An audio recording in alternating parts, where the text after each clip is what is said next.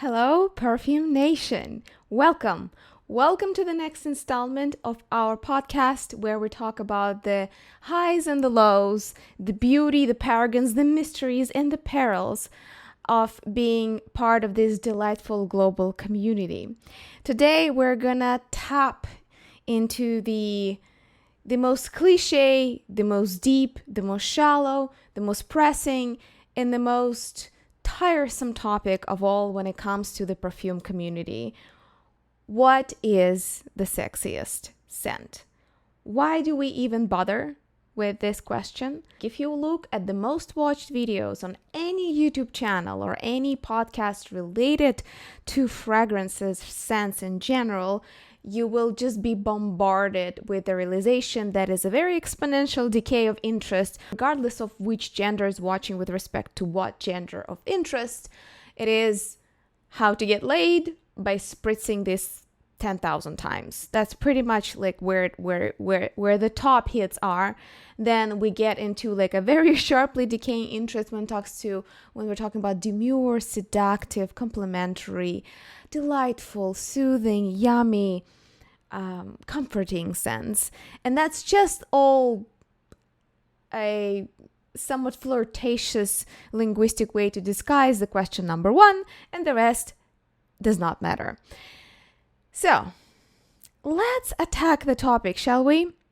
We'll talk about why do we even need to smell sexiness, because there is a lot to be said of using our olfactory system as it was given to us by universe without actually having a sensation of smelling anything at all. But I'm getting ahead of myself. Let's get to the most delicious part of the podcast intro, the Perfume Nation song. While you're enjoying this snazzy, soulful little rhythm, click on the like, click on the subscribe, share on social media, and move. Just move a little bit. It's good for you. Trust me, it's good for you.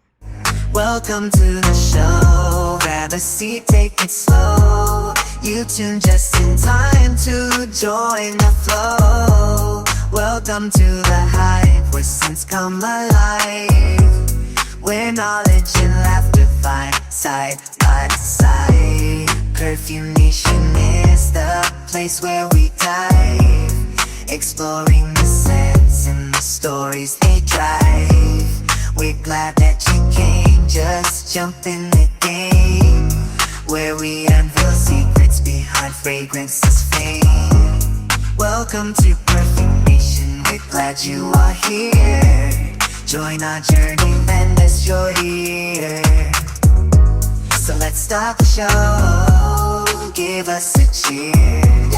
Welcome to Perfume Nation, we're glad you are here.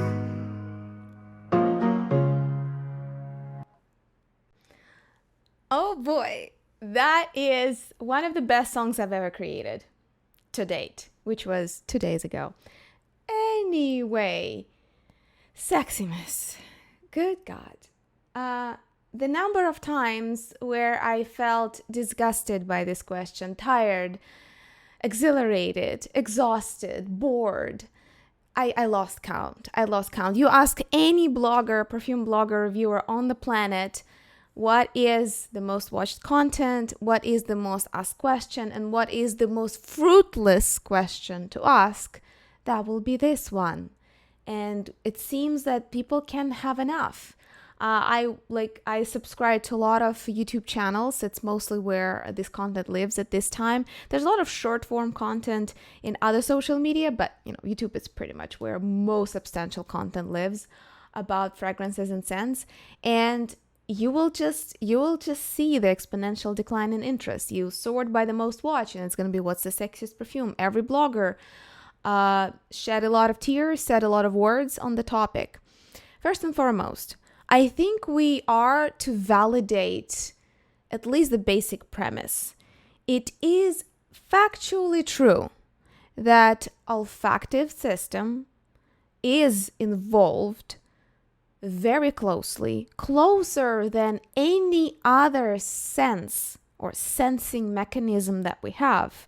Visual, auditory, I don't know about haptic. I think haptic is pretty close to subconscious. But olfactive is either just close second or as close to the influencing of our subconscious and of our systems of arousal, fight or flight responses, closer than any other.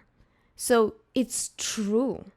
And again, subjectively, empirically, in real life, in our real pedestrian life, we all know this. It is true.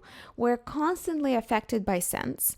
They do act as agents of a lot of information, not only emotional and primitive, such as arousal, but also a lot of coded exchanges of status, of friend or foe, of safety versus danger, of health versus sickness.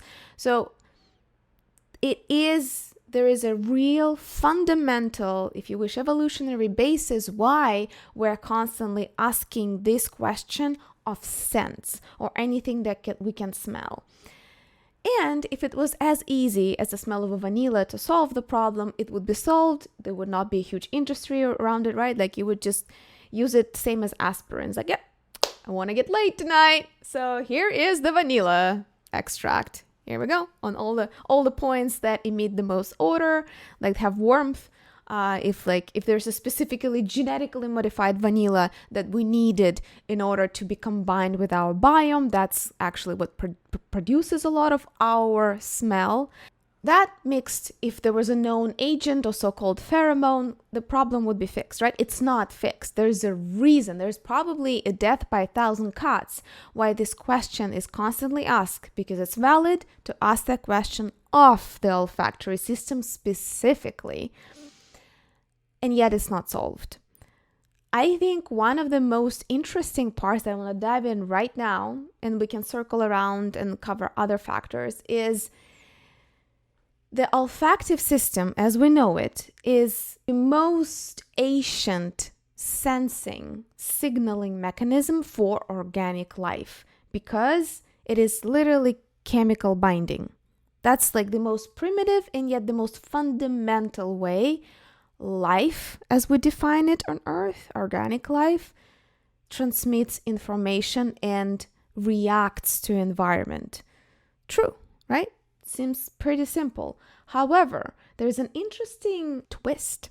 When we were evolving as organisms, we developed other types of sensings, auditory, visual. Now there is finally some emergent science that we actually, or at least not all of us, but some of us have a bit of a heightened sensitivity to electromagnetic fields. So there's a lot that we can sense that is not necessarily chemical binding olfactory. Olfactory probably also often links with taste buds, but there are only 4 types of taste receptors, if I'm not mistaken. So tasting is actually even more primitive and not as diverse of a spectrum as smelling. That said, first of all, a lot of sensing systems developed alongside olfactory that are affected, like why we have 2 nostrils, we have 2 eyes, all of that stuff, our sensing radars and equipment, the tools, they often come in pairs or at least divided symmetrically into halves or parts because we need to detect differences and average between, pointed stimulation. Fine, all sensing systems share that in common, and actually we smell differently from each nostril. If you haven't conducted those experiments at home, have fun. You can do it with food, you can do it with anything that emits a noticeable smell. Do it together with friends and family, you'll have a lot of fun.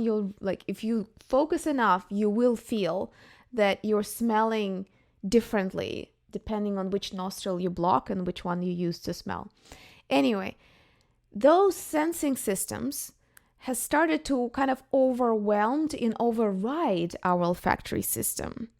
So one of its really mysterious properties when you compare it to others, for example, auditory, it's many to many.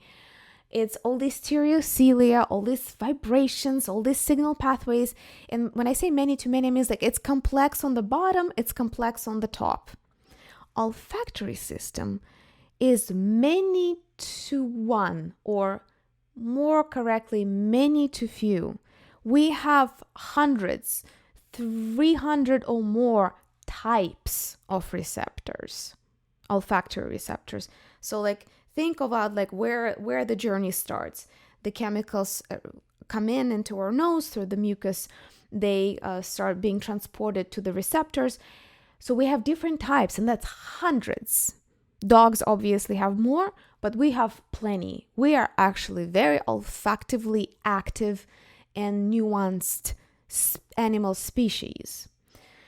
So we have many types. Each type can bind to a lot of different molecules, and there is like many-to-many relationship with things that we sense and which parts of our sensing on the field, right? Like on the ground, which part of the receptors, what they can interact with. So there's many-to-many complexity there. But then once it gets to a signaling stage, it goes from, like, think of combinations, millions, billions combinations of things, then to just a few in the final processing in the brain. It's just such a dramatic reduction of complexity and dimensionality once you get sort of the parts of the brain that are analyzing and making decisions, making judgments, if you wish.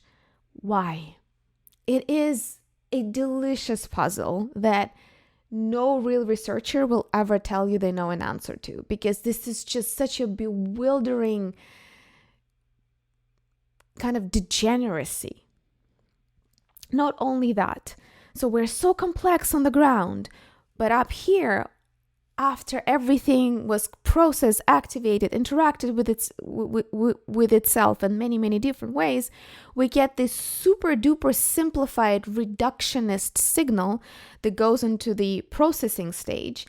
Not only that, but then it's easily overridden by visual and auditory cues, especially visual. Visual cues nearly dominate the decision making and kind of like what we think is going on, how we perceive reality.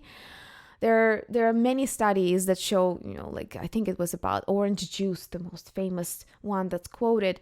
If you color a liquid like orange juice, it's orange. No matter how it smells, most likely people say it's an orange juice, even if it's not. So we're very easily duped. So we have this most sophisticated machinery and mechanisms and processes, and yet there's some reason or many reasons why at the end of the day this system is very fast. It's only 2 synapses removed from the limbic brain. It is as close as it gets to subconscious. This is why I keep saying that using smells is very important for mood regulation, for working with your memory. I'm not saying that it's obvious how to, but it is important. It's clear by the way it's positioned so close to our sympathetic systems that it is very potent. So complex sensing, extreme abstraction and reductionism, and then it gets shot straight to the subconscious. Like, boom! No other sense can do that. Smelling can. Which, again, justifies the question. Yeah, if we're talking about arousal, if we're talking about liking someone, feeling attracted to them, in some, I would say, primitive way, right? Not necessarily in a complex societal or psychological way where you have a lot in common, that your conversation flows easily, that a person comes with resources, or you can build something together and it's clear to you that you collaborate really well. Very important for the whole question of relationship building. But when it comes to like, how does olfactory system play a role in it? Does it play a role? And is it important? The answer to is yes and yes. The question to how? Like, how do you hack it? How do you make everyone love you? Just like in that proverbial perfumer book. There's no answer. There's almost no answer to this day. And I think some of the complexity lies not only in the bias and what research gets funded, because a lot of the even independent academic research gets funding from sources based on some kind of a demand. Even if it's a government grant, there still has to be some kind of justifiable demand to fund any given research. And often things of kind of overall interesting to know or societal value that cannot be monetized, they cannot be patented, right? Those don't get a lot of funding. So there might be an effect there that we don't know the answer because we're not really investing on a large scale as governments, because governments have the most money. Like it will be hard to find any private company that can actually pull it off rather than maybe the top tech companies. And I know that Google has been behind doors trying to crack the question of digitizing smells. They haven't succeeded yet. And I hope they won't.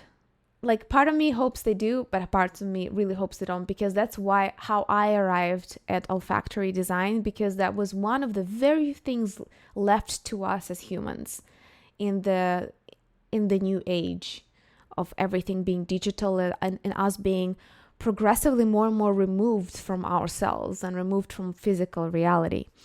Anyway, again, another tangent. I'm full of tangents, if you didn't notice. Everything that we know about olfactory system is bewilderingly contradictory and cleanly self-evidently important.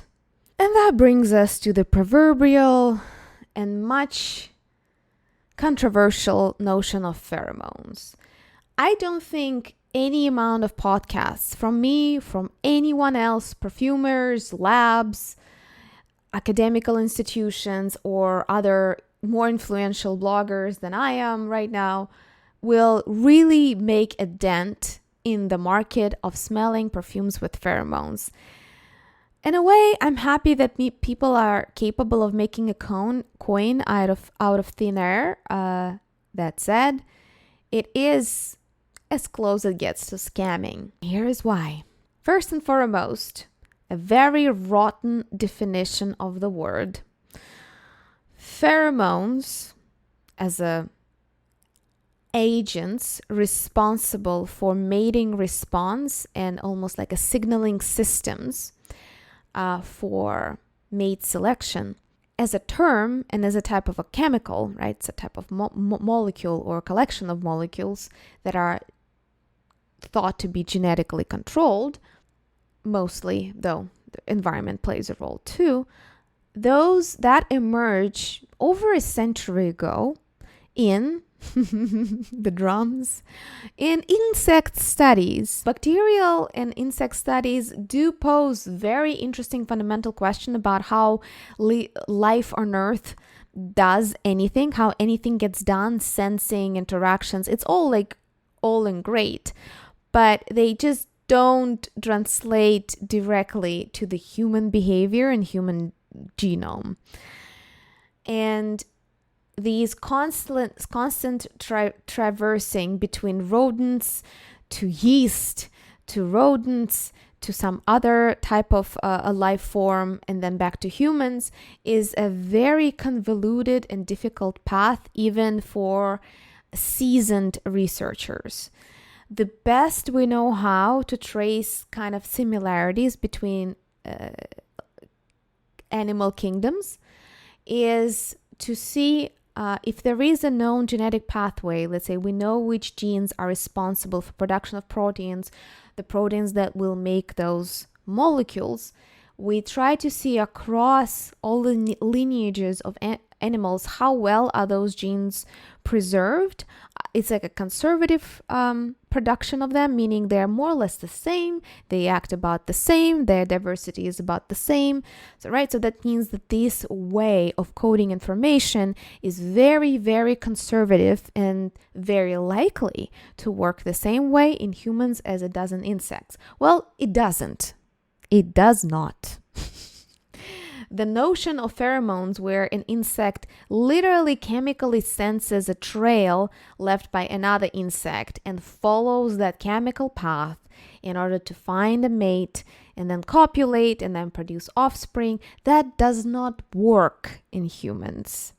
We just don't function in that obvious way. Not only to mention that all of this, most of the olfaction studies when it comes to mating, so to speak, is done through rather unattractive smells such as urine, semen, all kinds of production out of our glands in that, in the reproductive organs, and the BO, so-called BO, body odors. Those are nearly not 100%, but nearly universally are considered to be unpleasant smells if you can detect them. There is a variety. We do tend to become friends with people who have similar body odor to ours. Interesting set of studies. That said, for mating response, we usually go for genetic diversity. So what does it say about smells? Not entirely clear in terms of body odor, but also when we're bringing it all the way back to Perfume Nation, when we're using perfume, we're either altering or masking our natural body odor, right? So in a way, we're disrupting if there are any mating trails that we create in the air, by using perfume, we're actually disrupting, masking, and deceiving each other to how we actually smell and whether we are or not a good match for each other if you're using perfume in that context. That by itself kind of puts the whole question of what kind of boozy vanilla should I put on so I am delicious and irresistible to all men out there, versus like what kind of oceanic spicy wood do I need to put on myself as a male in order to women just like start undressing as soon as they enter the room where I am. That by itself becomes kind of a joke, right? Like if the most functional molecules when it comes to animal mating responses are the literally the molecules that are contained in various bodily dischargers, then not wearing a perfume is your best option. But then you're gonna smell of BO and of those dischargers. Actually, that we as a civilization, we did live in that era before the invention of hygiene and certain religious influences that were kind of fighting against our animal natures, Puritanism and many others that had a huge effect on the way that we perceived smells and whether we wanted to smell of anything or of what we wanted to smell like. So all of those cultural codes kind of intervened in the way that what we think now we should smell like, because in medieval times, fun fact, knights often would send parcels and messages to their dames, to their, I don't know how to call them, loved ones, their asking them to send very heavily worn pieces of clothing so they could kind of like indulge in smelling their woman when they were out there killing, murdering, or whatever they were doing in those wars. Also, there was a selection of mates based on also smelling their armpits, smelling the clothes that have been worn. And if, again, a quick reminder, in medieval ages, we didn't have hygiene as we know it now. People didn't really bathe. Most of the perfumery arose from medicinal chemistry, and often it was to repel the smells of sickness, death, and decay. So in a way, perfumes are the enemies of sexual arousal. If you really, really want to go down there, if you want to get real, perfumes are distracting and masking the potential smells that we emit already that are involved in these rituals, in the mating rituals. That's the first point, kind of against our favorite subject. The second point, isn't that lovely how I first spend half an hour validating the question and then and then I spend the next half an hour negating it. Welcome to the scientific approach to discourse. The second, a rather intriguing question that just keeps me awake at night, a lot of the nights. And I wonder if you guys have any opinion on that or any information, is that actually it turns out that our olfactory system is fully capable of doing the whole thing, binding, signaling, processing, making decisions without producing an awareness of scent. There are molecules that have no discernible scent to us. So when you're smelling some kind of solution with it, you will not smell anything. And it's not a question of anosmia or some kind of deviation of you having long COVID. No, literally no one really smells those molecules. No one. They have no real discernible smell. Yet they do bind, they go through the whole cycle and they're dependent on our olfaction systems. And that has been proven for a few molecules, not for many, but because it's a very, very expensive, long research process to prove this pathway per molecule or per agent, so to speak. But we do know that there are some really potent reactions that we have in our brain, in our emotions, in our subconscious, and even in our behavior without actually experiencing a smell. This just broke me, to be honest, because just like a lot of philosophers now argue that experience of self, right, consciousness, knowing that you exist, being aware of your own existence, is a byproduct of brain function.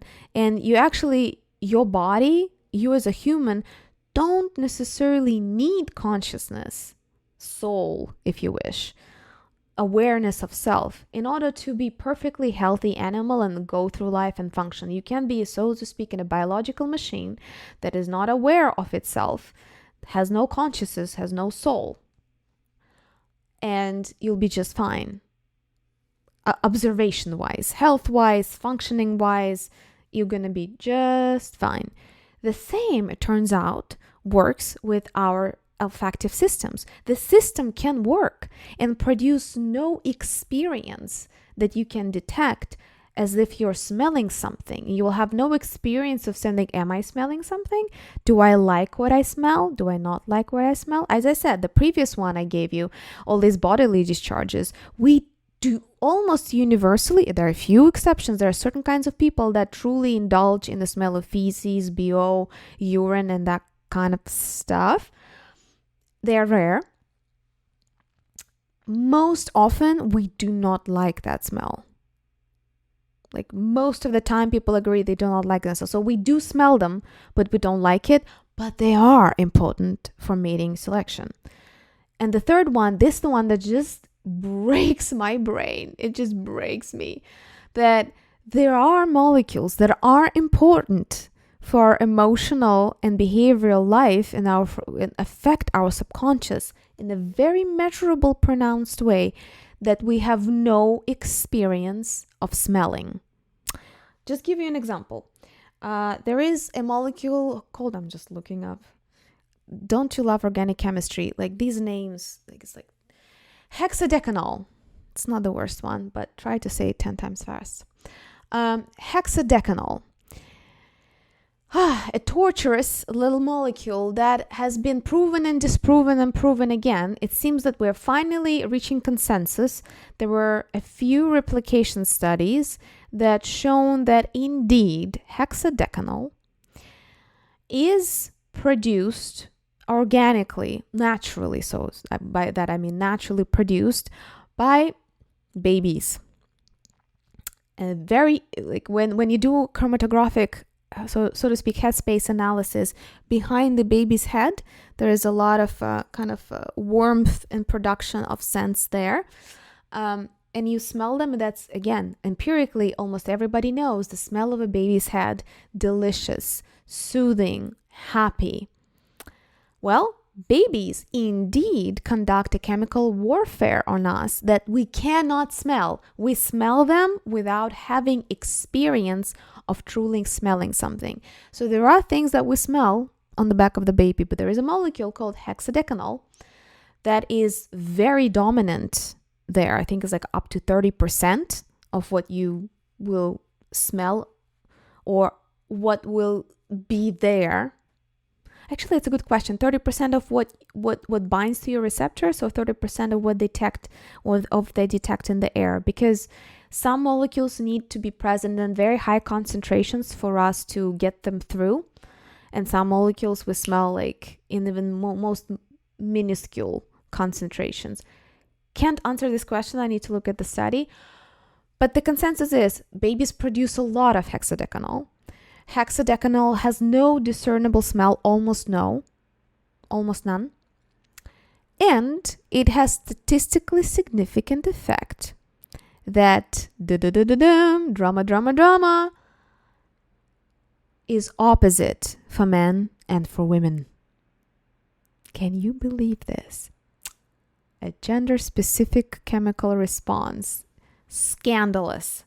Nearly scandalous. So what happens when a man, or an average man, right? Like we're talking about statistics, an average man smells the back of the head of an average baby, their olfactive system detects hexadecanol, among other things, and they isolated it away from everything else.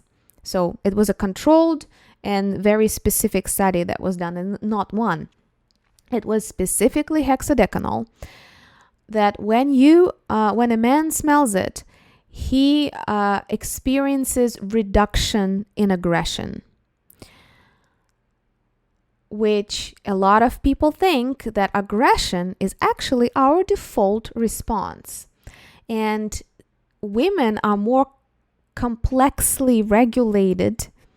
Again, we can argue till we're blue in the face why, but women are natively, by that I mean just in population, you pull several women, you pull several men, women are natively have much higher control over their impulses than men. However, and for a lot of time there were all these arguments that women are just made differently. Women are just, let's say, not aggressive. They just can't be. And it seems that beside the hexadecanol studies, it emerges that at least it's a viable theory that we all are very aggressive. It's just women are on average are much more social, and they end up as adults. We don't know why, but they end up much more tightly regulated with their with how they regulate subconsciously their aggression than men. Women, what we know, they experience increase in aggression when they smell hexadecanol. And I guess ecological theory behind it that it's good for the baby either way, because most aggression of males is in group. So in a pedestrian language, a male is run by a man is run by aggression, and he will expose people closest to him to aggression very quickly. Woman, a average statistical woman in a spherical woman in a vacuum, is very highly regulated in terms of aggression. And when she lowers her aggression threshold, when she becomes kind of loosens up and becomes more aggressive, her aggression somehow is more directed to outgroup intruders. So here you can see how it truly benefits for the biology of the babies to produce as much hexadecanol as possible, so that the fathers don't beat and kill them, and their mothers are more alert and more ready to fight in case anybody else come into their sphere and endangers the baby. And that's just a drop in an ocean. It's just one it's not even one case study. As I told you, there's like several studies involved, but it's just one molecule out of many, many, many that is very potently present, produced by us humans for specific relational purposes. The one that depends on our olfactive system working well, but the one that does not create sensation that, oh, I'm experiencing smell. You are completely unaware that all of this is at work when it's happening. I exaggerate for the entertainment purposes because the effect sizes are statistically significant, but not that dramatic to say that everyone immediately will. We're constantly, when we're talking about studies, or it is known, university sort of so and so showed, researchers discovered, all of that kind of talk is usually on average out of the sample of how many is it, and then we have all these complicating factors of age, location, how the study was conducted, what exactly did they measure, because they measured aggression, but I don't think they got anything on their arousal. I think they tried and they couldn't quite tease out any signal. And again, it's so many questions. Why is it that the aggression is much more direct? Because it's a primitive emotion, we all have it, right? In a way, it's less complex and less subjective to all those. It's still subject to so many factors, but it's a little less convoluted and abstract than I like this person. Like, I like someone or I find them attractive is such a composite phenomenon, then God knows, right? Like how one molecule plays into it. With like I'm willing to punch this guy. I think this is just a little shorter path to study. So yes, still not clear to me how quickly we're gonna see the hexagonal being marketed to us by pheromone companies and such. And yet again, like, since it's a gender specific response, I'm so amused. Like, I'm waiting to see one of those Instagram niche brands that just says like bro scents, something, you just put on to go like on a fishing trip with the guys, or like get into like gaming night, or like watching football kind of night. So you're just like, dude, I love you, bro, you're the best. And yet the same thing, okay, if it unleashes somewhat enables expression of aggression in women, that could be a really great office scent for women, especially those that are in leadership positions or those that are in high stress situations where they need to be alert and kind of go-getter type, when it's nearly required by their job. In order to be good at their job, they have to be more aggressive. That could be fun. So let's see how soon we see that on the market. That said, it's only the tip of the iceberg, right? It's just a small molecule we spent half an hour discussing. There are many more, and there are many more that we don't know of.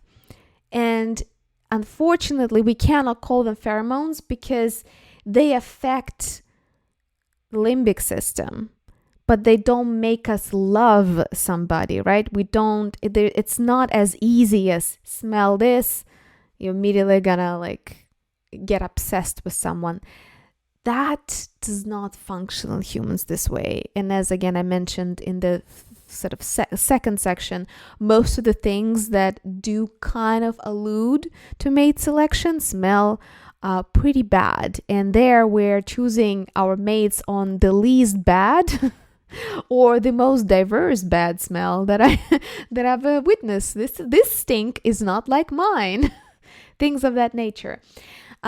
Which, again, if we make that whole loop back, isn't that fascinating that now we constantly are biased toward pleasantry of scents? Like if in the Perfume Nation, right? Like in our community, we're constantly talking about yummy. There's a lot of like olfactive sciences joke, yummy, meh, and yucky.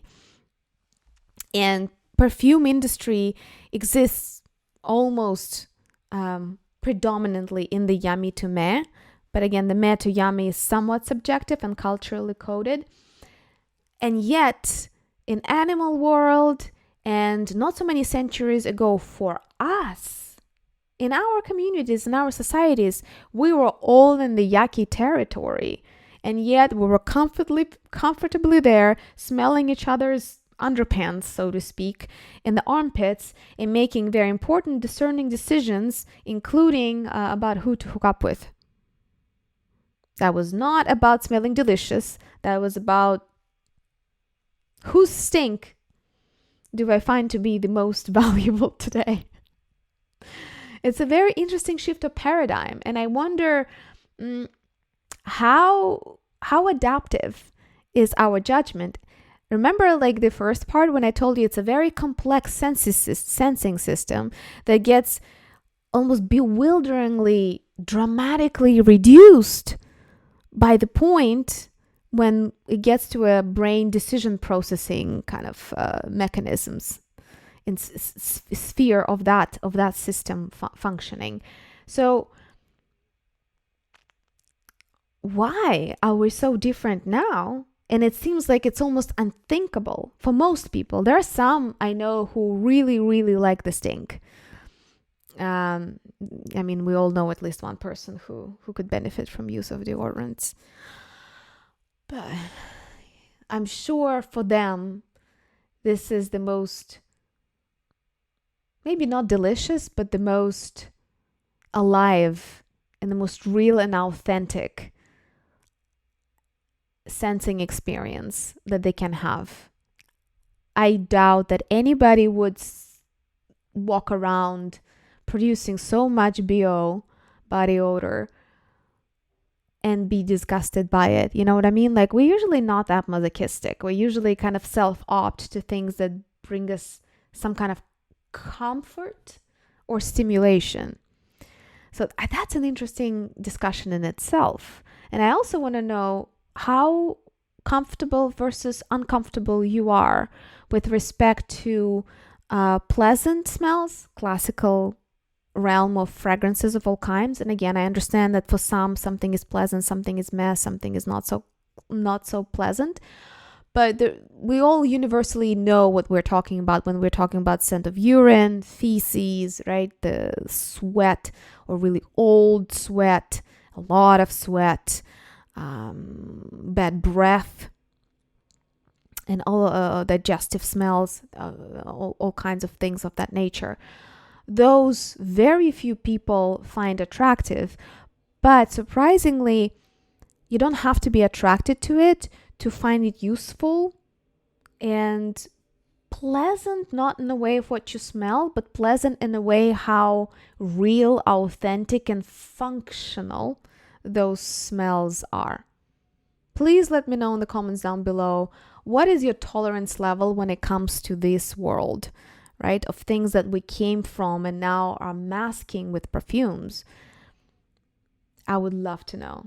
And when it comes to perfumes themselves, here things just get incredibly boring, which in itself is a surprise because there's no shortage of videos about gourmands, musks, and sort of certain floral perfumes and spicy perfumes that we just can't get enough of them. And yet they're like watch 10 videos of this kind. What's like the most complimentary / sexy perfume for dating or for attracting opposite sex, and you will find, if not the same articles, right, like not the same perfume names, but you will find the same themes: gourmands, florals for women, something spicy, aromatically woody for men. It's been like this for decades now. We just explored the more distant past where like that was all about BO, and we were not even talking about pleasantry of it all. That was not on the table. Nobody was concerned about the pleasantry of the smell. It was very functional, and any of you who watched the Napoleon movie or read anything about him, like there are a number of famous men in history, and we have their letters, and we have all this documentation that men of that era were really, really into unwashed underwear. And I mean, still a niche market that exists today, but now it's considered niche. And back in medieval, not even medieval, like 18th century is not medieval, guys. 17th century, 18th century, it was still rather prevalent situation going on when it comes to sexiness.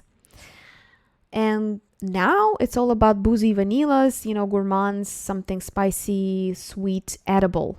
What's the point of continuously asking that question and getting the same answer? And why is it that they are nearly the same answers? While in reality, if you actually start testing it, situation is much more complex. Yes, we all like the smell of a baked pie, right? Something vanilla. That's great. It's a non-controversial choice. And yet, when you ask that question, when you let people compare things or let them recall the stories of somebody they loved and how they smelled, it's all over the place. It's so subjectively coded in the early exposures and the experience that they remember as kids, what their mom wore, what women around them or girls in school were wearing as scents. There's probably so much devoted to those fruity shampoos that girls wash their hair with when they were in middle and high school, that every guy just will immediately react to if he smells that typical fruity shampoo smell in a body mist on a woman. It's just this flirty, comfortable, easy to understand, pleasant sensation that also is linked to the early memories of fascination with the with whatever group of people you feel attracted to. And again, it's culturally coded. If it was kind of a typical cis situation, a guy and a girl, that could be fruity shampoo or a smell of lilacs that grew nearby, or this or that. And for girls, it can be like, I distinctly remember a girl told me that she had real trouble dating because her dad worked in a garage, and then he was a car mechanic, and he was a bit of an alcoholic, but he was like a tame one, a kind one. He was very kind, kind of very mellow person. And for her, the smell of love and the smell of men was the smell of beer, so the hops and this kind of bready, yeasty smell, and of gasoline. And she just could not remove herself. And again, other car garage related smells. And she just could not really enjoy she could enjoy other smells, but she could not relate them to a man. Some people get encoded very, very heavily and some much more loose. In that sense, sexiness is so deliciously subjective that I almost don't want to know the answer. Does that make any sense to you? Do you want to, if there was one to this day uncovered molecule, whether you can smell it or not, or you can just add it to any perfume composition and just spritz yourself to death, would you want to know? Would you want to use it? Let me know in the comments down below. And with that, our little delightful ramble. I hope you managed to do your laundry, clean your dishes, drive to where you need to go. I hope that was somewhat fun, interesting, and entertaining. I don't know how educational that was, but if you want me to dive any deeper, I can. It's just, I find that in discussions of this kind, there are two types of people: chemists and people who ask the question, and it's like, how do we smell? And it's like, oh, okay. So there are receptors, and then they immediately. Still searching for the right balance. I hope you will help to navigate me in the right direction, because I do it as much for you as I do it for my own amusement. I just want us to enjoy our time together, but also feel like we got something out of it. Like you had a really light, tasty, and yet nutritious snack. That's ultimately my goal here with the Perfume Nation podcast. Thank you so much for watching. I do hope that as you are getting ready, your fingers to put a like, to subscribe to this podcast, whether you're on YouTube, Spotify, Apple Podcasts, or Amazon, where all of this is available, that you will enjoy the delicious outro song that I also created for you. And let's see each other in the next episode. Hey there, you reached the end, but don't just depart. Hit like, subscribe, it's a way to take part. You support, your love, it's an art. Like and subscribe, be the vibe, keep us alive in this digital sea. It's how we ride. It's more than a click, it's a bridge, a connection. Each donation, a show of affection. We're in this together, seeking perfection. Like and subscribe, be the vibe, keep us alive in this digital sea. It's how we thrive.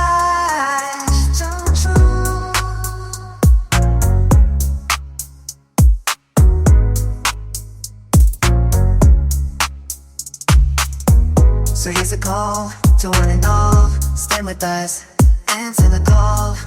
Let's make some waves and stand tall, yeah.